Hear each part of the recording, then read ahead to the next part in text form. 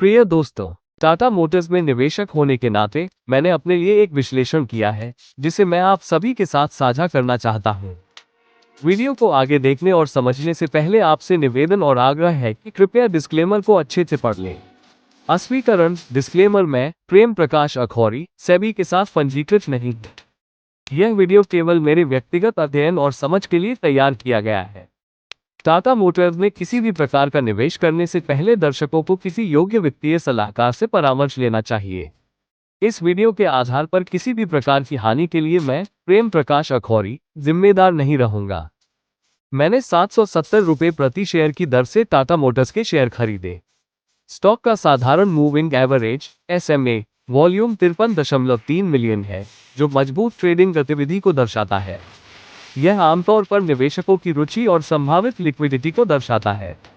47% की डिलीवरी प्रतिशत यह संकेत देती है कि लगभग आधे ट्रेड हुए शेयर निवेशकों द्वारा होल्ड किए जा रहे हैं, न कि इंट्राडे ट्रेडिंग के लिए, जो शेयरधारकों की प्रतिबद्धता को दर्शाता है। 15 का price to earning PE ratio यह दर्शाता है कि स्टॉक का मूल्यांकन उचित था। कम PE रेशियो संभावित रूप से अंडरवैल्यूड स्टॉक की ओर इशारा करता है, जबकि अधिक PE ग्रोथ की उम्मीद को दर्शाता है। साथ ही 48.22 का अर्निंग्स पर शेयर एप्स कंपनी की प्रति शेयर लाभप्रदता को दर्शाता है, जो आपके निवेश निर्णय के लिए एक मजबूत आधार बन सकता है। आप देख सकते हैं कि कंपनी के फंडामेंटल्स पिछले 3 वर्षों में मजबूत रहे हैं। विक्रय वृद्धि सेल्स ग्रोथ 16% रही है। संवर्धित मुनाफा वृद्धि कंपाउंडेड प्रॉफिट ग्रोथ 16% रही है। स्टॉक प्राइस में वृद्धि 21% हुई है। रिटर्न ऑन इक्विटी ROE 30% रहा है। रिजल्ट रुपए करोड़ में अच्छी वृद्धि देखने को मिली है। उधार बोरोइंग्स नियंत्रण में है, जो कंपनी की वित्तीय स्थिति को मजबूत दर्शाते हैं। शुद्ध नकद प्रवाह नेट कैश फ्लो में गिरावट अवश्य है, जो आगे विश्लेषण का विषय हो सकता है। टाटा मोटर्स के शेयर मूल्य में ठहराव, जबकि वित्तीय आंकड़े मजबूत दिखाई देते हैं, इसके पीछे कई कारण हो सकते हैं। कंपनी का कम PE अनुपात पे रेशियो ये संकेत दे सकता है कि निवेशक कंपनी की भविष्य की वृद्धि संभावनाओं या इसके प्रतिस्पर्धियों की तुलना में बाजार स्थिति को लेकर चिंतित है। इसके अलावा Pre-24 की तुलना में Pre-25 में एप्स प्रति शेयर आय में गिरावट संभावित चुनौतियों या लाभप्रदता बनाए रखने में अनिश्चितताओं की ओर इशारा कर सकती है। कंपनी की प्रबंधन रणनीतियों या ऑटोमोबाइल क्षेत्र में नवाचार इनोवेशन और प्रतिस्पर्धा कंपटीशन की क्षमता को लेकर निवेशकों की धारणा भी बाजार के व्यवहार को प्रभावित कर सकती है। कुल मिलाकर आंतरिक वित्तीय प्रदर्शन और बाहरी बाजार स्थितियों का मेल संभवतः टाटा मोटर्स के शेयर मूल्य में ठहराव का कारण बन रहा है। वित्त वर्ष 2024-25 में 71% टाटा मोटर्स की कुल आय रेवेन्यू JLR के संचालन से प्राप्त हुई। 79-80% समूह का संचालन लाभ ऑपरेटिंग प्रॉफिट भी इसी अवधि में JLR द्वारा उत्पन्न किया गया। रॉयटर्स के अनुसार ब्रिटिश लग्जरी कार निर्माता जैगुआर लैंड रोवर ने सोमवार को अपने वित्त वर्ष 2026 के ब्याज और कर से पहले की आय EBIT मार्जिन का अनुमान 10% से घटाकर 5% -7% कर दिया है, क्योंकि वैश्विक ऑटो उद्योग में अनिश्चितता बनी हुई है और अमेरिका द्वारा लगाए जाने वाले टैरिफ का खतरा मंडरा रहा है। JLR की कुल बिक्री का 31% हिस्सा उत्तरी अमेरिका नॉर्थ अमेरिका से आता है। वहीं चीन में बिक्री पर भी दबाव है, जिसका मुख्य कारण BYD जैसी कंपनियों की बढ़ती बिक्री है।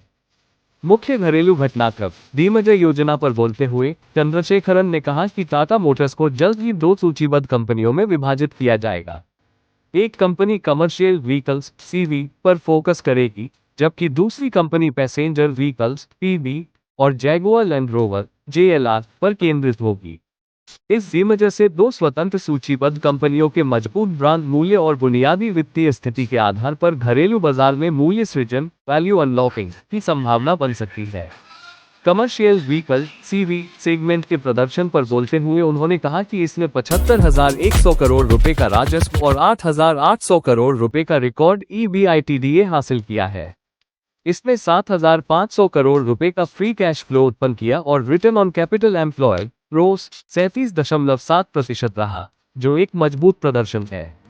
पैसेंजर व्हीकल सेगमेंट में टाटा पंच भारत की सबसे ज्यादा बिकने वाली SUV बन गई है।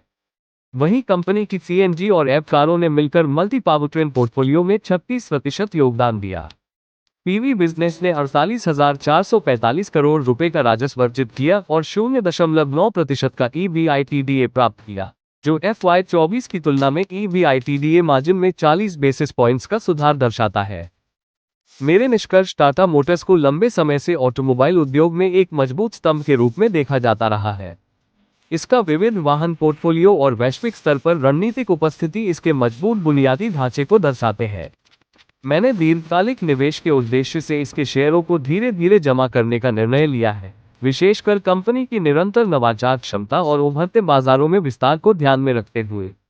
वित्त वर्ष 2026 की पहली 3 तिमाहियों Q1-Q3 के वित्तीय परिणामों पर निगरानी रखना आवश्यक होगा, क्योंकि ये कंपनी की विकास गति और संचालन दक्षता की महत्वपूर्ण जानकारी देंगे।